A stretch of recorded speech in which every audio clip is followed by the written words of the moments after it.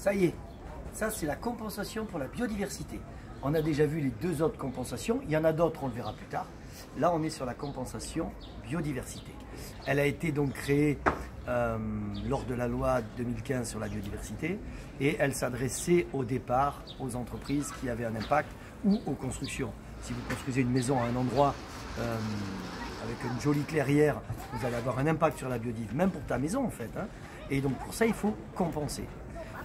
Compenser c'est compliqué parce qu'il faut établir une mesure de compensation. L'ORE en est une, mais il y en a d'autres. Bizarrement, ce qui la différencie des deux autres, de la compensation foncière et la compensation carbonée, ce qui les différencie, c'est que l'on ne peut pas la co-contracter avec une personne morale. J'entends par là que les autres compensations, quand on fait une ORE, une obligation réelle environnementale, qui nous permet de créer une mesure de compensation, là je sens que j'en perds. Armel, je crois que j'en perds un peu, mais on s'accroche, on y va. C'est qu'en fait,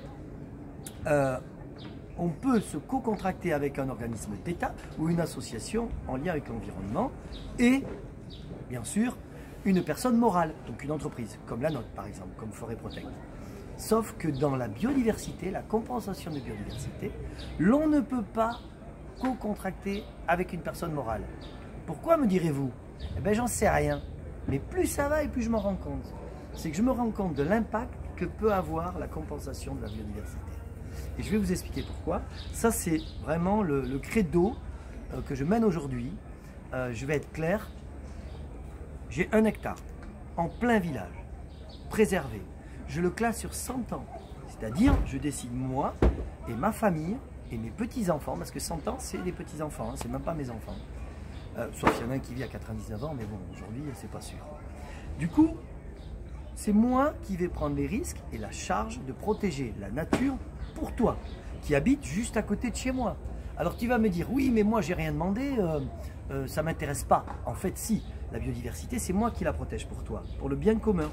Donc notre travail, ça va être de valoriser cette compensation-là aux mairies. L'idée, c'est de demander aux mairies de rétribuer, moi je vais le dire directement, pour donner des sous annuellement aux gens qui auront contracté une protection environnementale dans un intérêt, en tout cas dans un village ou une ville. Voilà. Moi, ça me paraît normal, vous peut-être pas. Je trouve qu'il y a des mairies qui donnent des fois de l'argent à des associations pour créer un mouvement social. Il n'y a pas de raison que la mairie n'investisse pas dans de la protection de la biodiversité. Ou du moins si elle le fait. Mais j'ai rarement vu des mairies bloquer du foncier sur 99 ans. Si tu en connais, tu m'appelles. Et puis je parle dans des mairies, tu vois, moyenne urbaine, quoi, qui seraient capables de, pas dans le Vercors, avec des montagnes qu'ils auraient classées tout là-haut. Non, vraiment dans les villes.